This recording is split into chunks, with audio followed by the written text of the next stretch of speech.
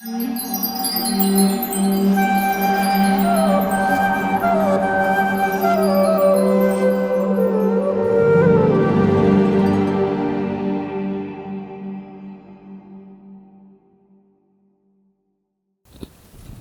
कृष्णा। आज हम भगवान बलराम के बारे में बात करेंगे।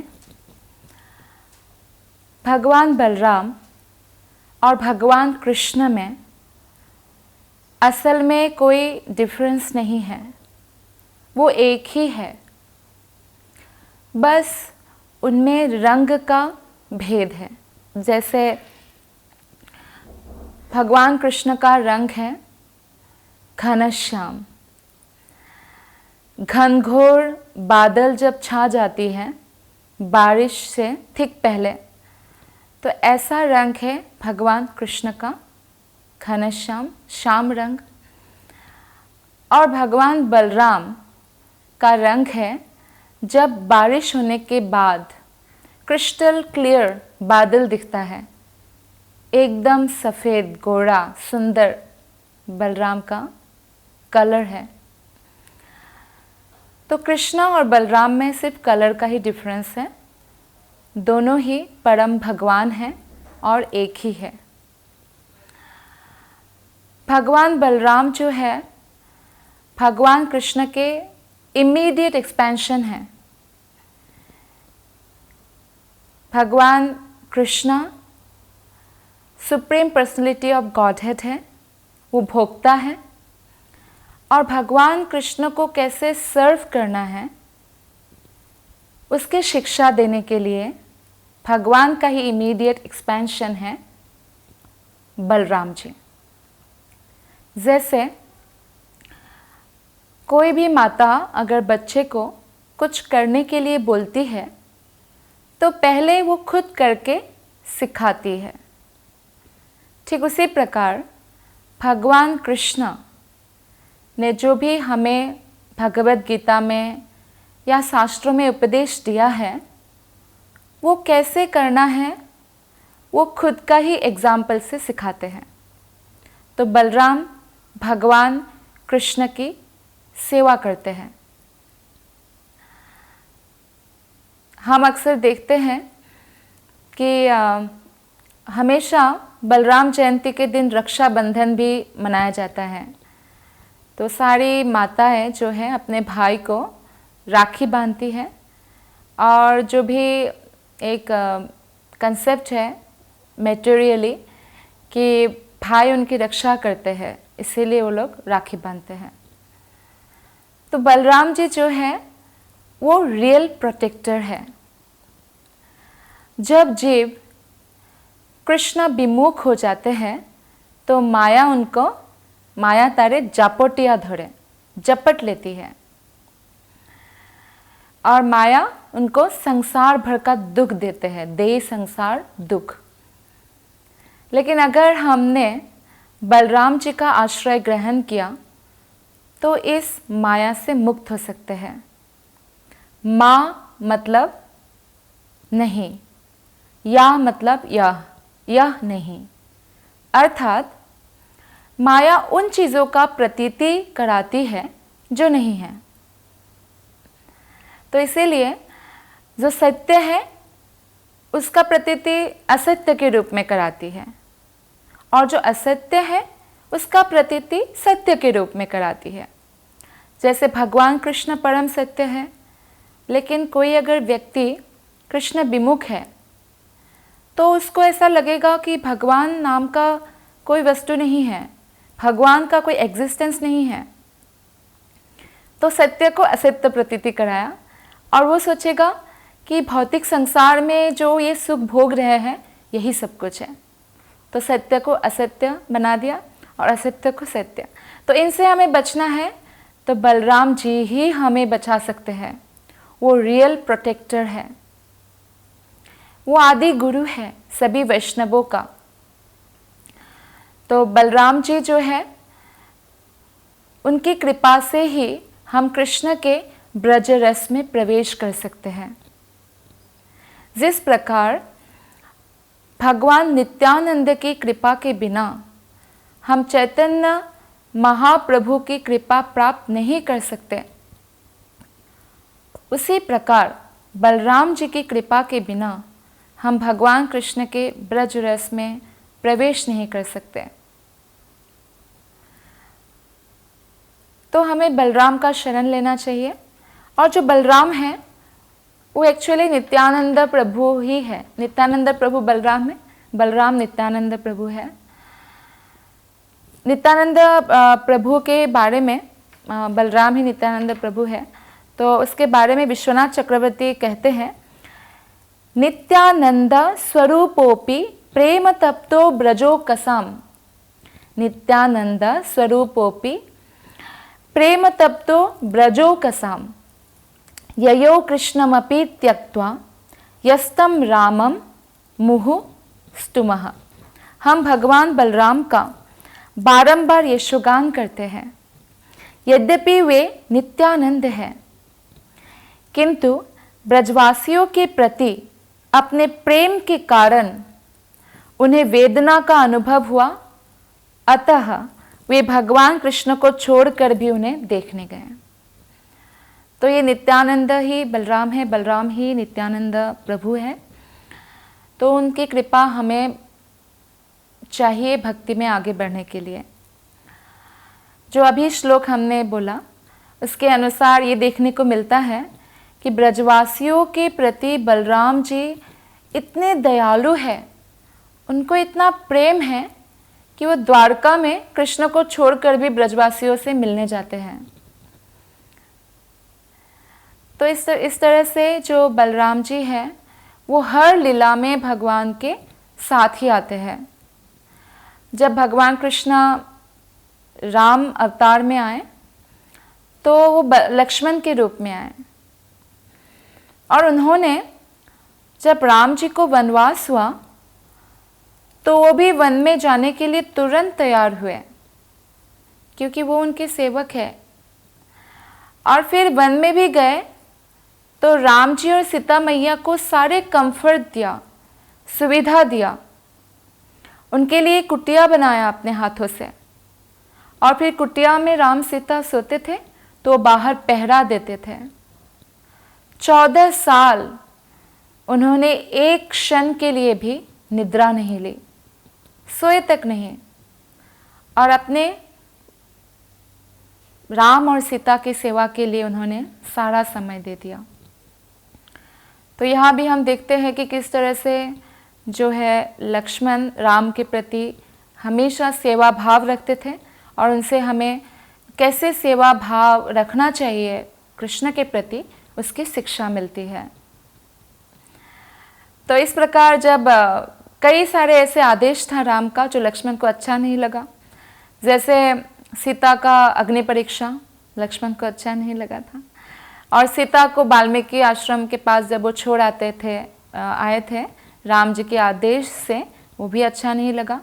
तो फिर भगवान बलराम ने बोला कि इस बार तो लक्ष्मण बन गया था छोटा भाई, अगली बार छोटा भाई नहीं बनूंगा, बड़ा भाई बनूंगा।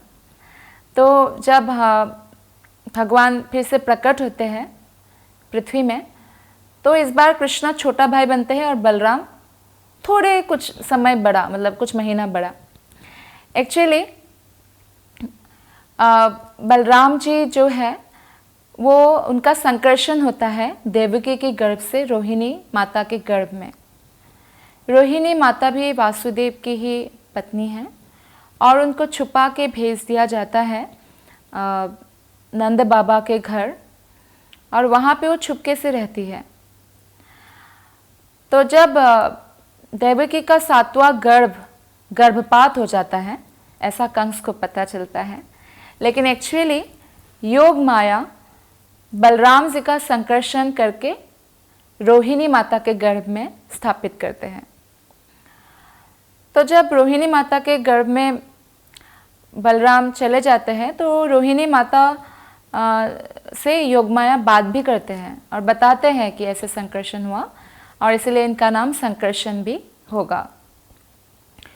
फिर रोहिणी माता बलराम जी को जन्म देते हैं। बलराम जी जो बहुत सुंदर है, दिखने में पूर्ण चंद्रमा जैसे हैं और जो शीतलता प्रदान करते हैं।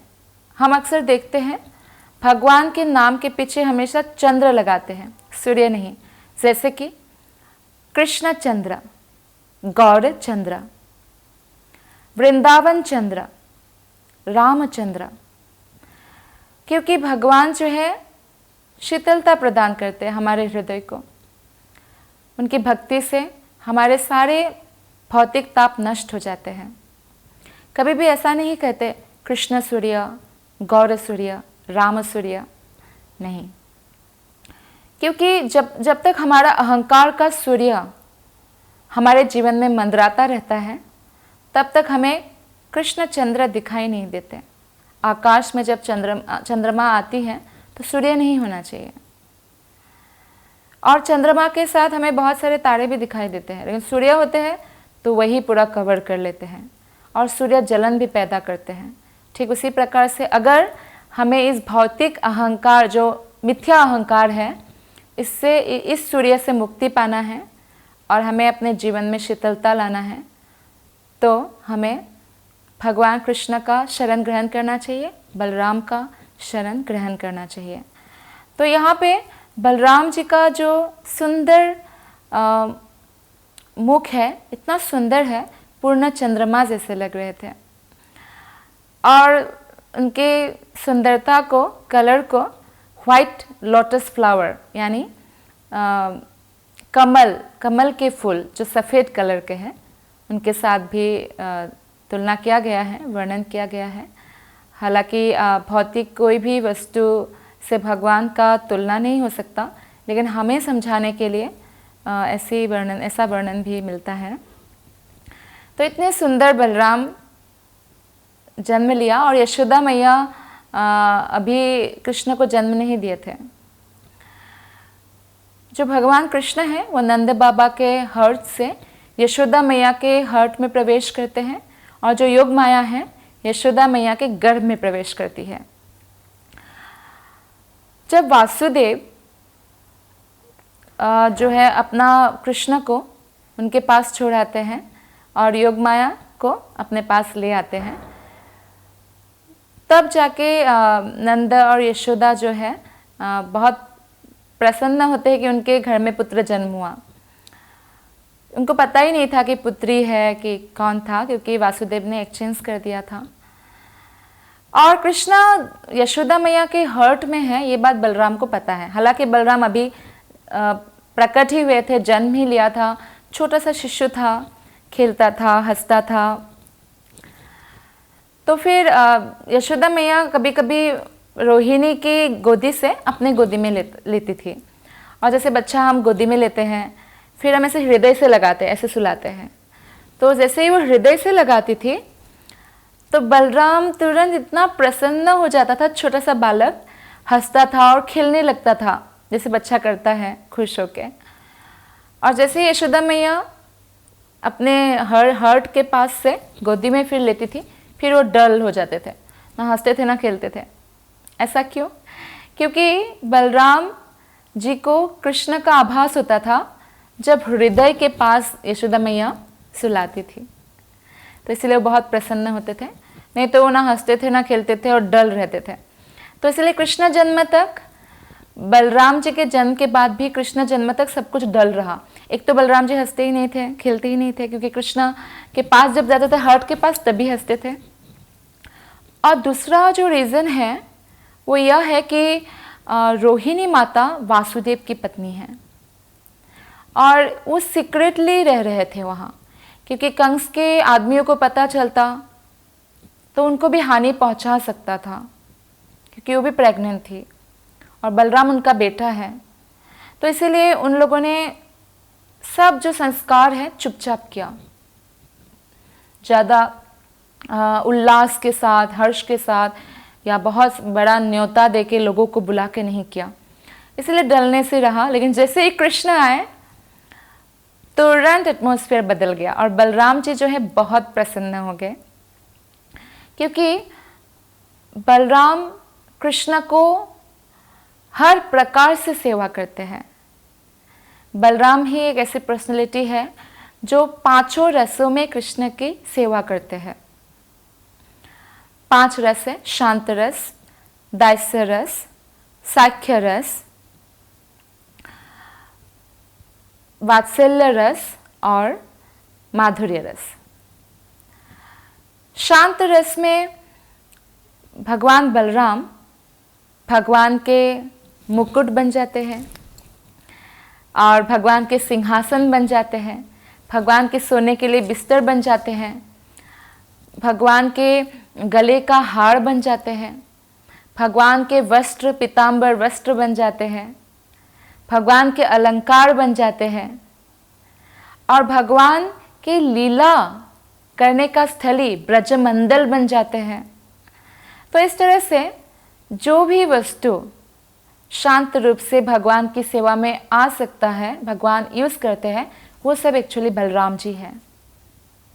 तो इस तरह से भगवान के शांत रूप में, शांत रस में बलराम जी कृष्ण की सेवा करते हैं। फिर दास्य रस में कैसे करते हैं? कभी कभी खेल कूद से बहुत खेलते थे कृष्ण, वो भगवान हैं, जितना खेल हमें आता भी नहीं है उतना खेल वो 1 सेकंड में भी खेल सकते थे। तो बहुत खेलते थे, बहुत आनंद करते थे, गोप बालकों को बहुत आनंद देते थे और कभी वो थक जाते थे तो बलराम उनके पाँव दबाते थे। सर्विस एटीट्यूड, दास्य भाव। तो इस तरह से करते थे बलराम। साख्य रस में वो कृष्ण के साथ खेलने जाते थे। 5 साल की उम्र तक तो उनको बछड़ा चढ़ाने की भी इजाज़त नहीं थी, अनुमति नहीं थी नंद बाबा से। फिर जब वो 5 साल क्रॉस किया तब कृष्ण के बहुत रिक्वेस्ट के बाद उनको अलाउ किया गया कि ठीक है बछड़े चढ़ा सकते हैं। वैसे तो कृष्ण की इच्छा थी गाय ही चढ़ाए, क्योंकि छोटे बच्चे जो होते हैं वो बड़ों को देखकर अनुसरण करते हैं। जैसे मम्मी को देखे कि मम्मी अभी खाना पका रही है तो बच्चा बोलता है मैं भी पकाऊंगा, तो कॉपी करता है। तो कृष्णा इस बच्चे बन के जो लीला कर रहे थे, नंद बाबा को आनंद दे रहे थे, तो बोलते हैं नंद बाबा आप भी गया चढ़ाने जाते हो, मैं भी जाऊंगा। तो नंद बाबा भी हंसते हैं, कैसे जाओगे? नहीं जा सकते, आपके हाइट्स कितना छोटा है, वो कितना बड़ा गाय है, आप कैसे संभालोगे? यशोदा मैया से पूछ दो, यशोदा मैया तो तुरंत मना कर देती। माँ लोग ज़्यादा ध्यान रखते हैं कि नहीं बाहर नहीं जाना चाहिए इतना छोटा बच्चा। तो फिर जब 5 साल क्रॉस किया तो कृष्ण ने फिर रिक्वेस्ट किया नंद बाबा से कि ठीक है आप मुझे गैया लेके नहीं जाने दोगे, बछड़ा तो छोटे हैं ना, उनको लेके जाने दो। तो मान गए नंद बाबा और यशोदा मैया को भी मना लिया। फिर बलराम कृष्ण के साथ गैया चढ़ाने जाते थे, खेलते थे। तो ये साख्य रस था, मित्र के भांति।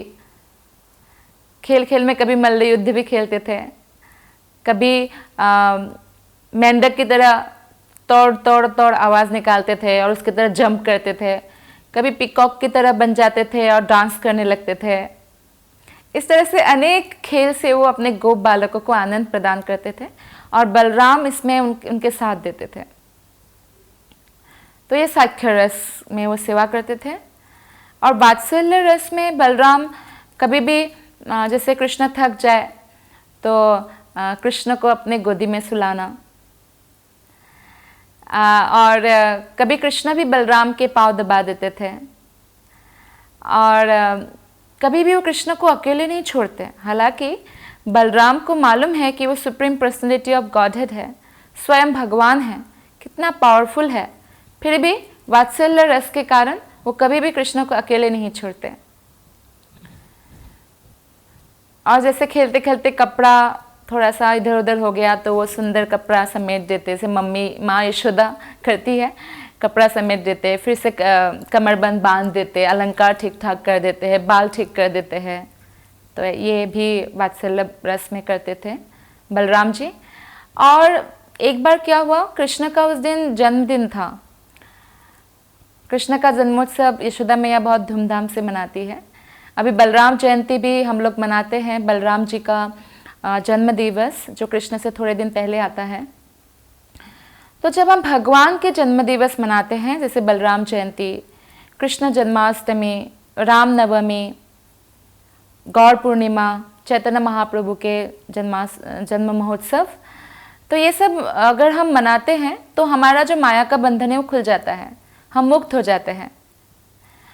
लेकिन जैसे हम कोई मटेरियल जन्मदिन मनाते हैं, अगर हम उसमें कृष्ण को ऐड नहीं करते तो और ज़्यादा मोह उत्पन्न हो जाते हैं, क्योंकि जितना हम सेवा करते हैं किसी का भी, उतना ही हम मोह में बन जाते हैं।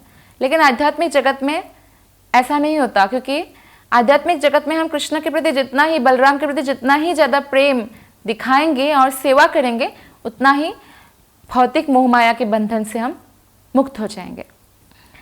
तो कृष्ण का जन्मदिन था, तो बलराम जी कहते हैं, कभी कभी बलराम जी डांट भी देते थे वात्सल्य रस में कृष्ण को। तो उस दिन बोलते हैं कि देखो मित्र, कृष्ण को आज कालिया दह मत जाने देना, क्योंकि आज उसका जन्मदिन है और माता यशोदा के साथ हम उसको यमुना नदी में नहलाने ले जाएंगे। तो इस प्रकार से भी वो थोड़ा सा कंट्रोल करते थे वात्सल्य रस में कृष्ण को, जैसे मैया यशोदा या नंद बाबा क्या करते थे। और माधुर्य रस में बलराम जी राधा रानी की छोटी सिस्टर बन जाती है, छोटी बहन राधा रानी की, नाम है अनंग मंजरी। बहुत सुंदर गोपी है और उनका जो है वस्त्र का जो रंग है वो ब्लू है, ब्लू कलर है, लाइक नील कमल की तरह, और अलंकार से बहुत सुसज्जित है।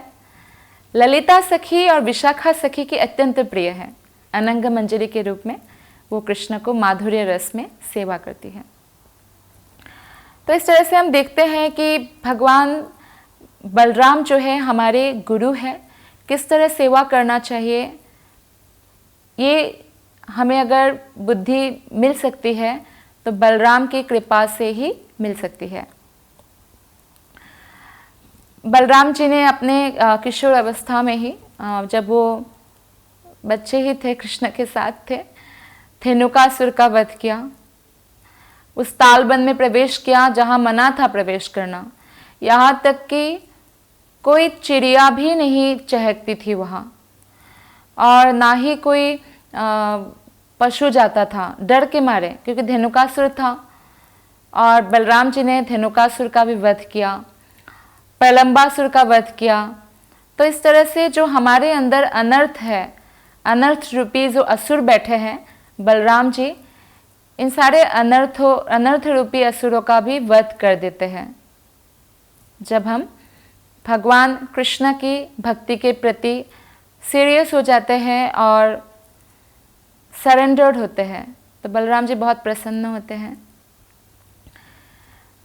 एक बार जैसे कि विश्वनाथ चक्रवर्ती जी के जो एक श्लोका है, उन्होंने जो कहा नित्यानंद स्वरूपोपि, वो वाला श्लोका, उसमें वो कहते हैं कि इतना ज़्यादा उनको दुख हुआ, अपने मित्रों का इतना स्मरण आया, इतना याद आया कि वो कृष्ण को द्वारका में छोड़ के भी वृंदावन अकेले चले गए। बलराम कभी भी कृष्ण से अलग नहीं होते, लेकिन ब्रजवासी से उनको इतना प्रेम था। और इसका वर्णन विष्णु पुराण में भी आता है इस तरह से, कस्यचिदथ कालस्य स्मृत्वा गोपेषु सौहृदं जगामैको ब्रजं रामः कृष्णाशानुमते स्थितः। ग्वालों के साथ प्रगाढ़ मैत्री का स्मरण करते हुए एक बार भगवान बलराम भगवान कृष्ण की अनुमति लेकर ब्रज गए। और बलराम को देखकर सारे ब्रजवासी इतने प्रसन्न हुए, गले से लगाया। बलराम जी ने भी प्रणाम किया नंद बाबा को, यशोदा मैया को, और फिर मित्रों से मिले प्रेम पूर्वक। ब्रज में वो उस समय 2 महीना थे। ब्रजवासी को बहुत अच्छा लगा, क्योंकि Balram is not different from Krishna, तो उनके हृदय को बलराम जी की उपस्थिति ने बहुत आह्लाद यानी आनंद प्रदान किया। उसी दौरान यमुना के साथ भी बलराम जी का एक लीला होती है। जो बलराम जी हैं उनकी अलग गोपियाँ हैं और कृष्ण की अलग गोपियाँ हैं। बलराम जी भी रास लीला करते हैं पर अपने गोपियों के साथ।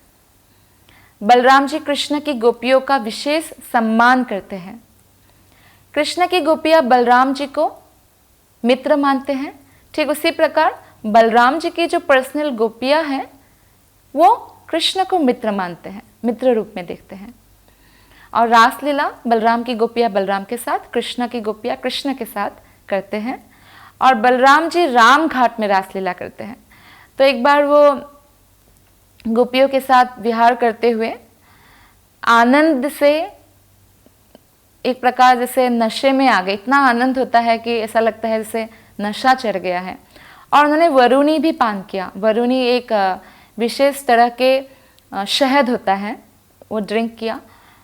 तो यमुना को बोला कि आप मेरे पास आओ, मैं आपके पानी में जल क्रीड़ा करना चाहता हूँ गोपियों के साथ।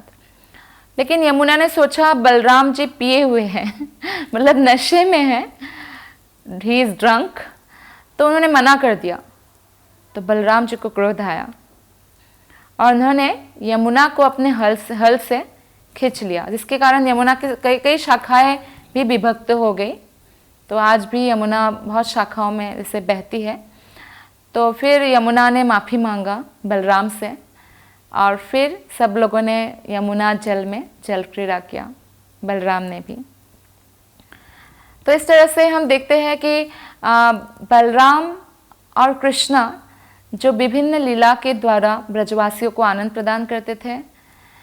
और कोई भी अगर कृष्ण भक्ति में आगे बढ़ना चाहते हैं तो बलराम के ही शरण ग्रहण करना चाहिए। अन्यथा बलराम के कृपा के बिना हम भगवान कृष्ण के जो ब्रज रस है उसमें प्रवेश नहीं कर सकते हैं, भगवान कृष्ण की भक्ति नहीं पा सकते हैं और भगवान कृष्ण के गोलक धाम में प्रवेश नहीं कर सकते हैं। तो इसीलिए हमें बलराम जी का शरण जो है वो कस के अच्छे से पकड़ के रखना चाहिए और उनकी कृपा के लिए उनसे प्रार्थना करना चाहिए। हरे कृष्ण।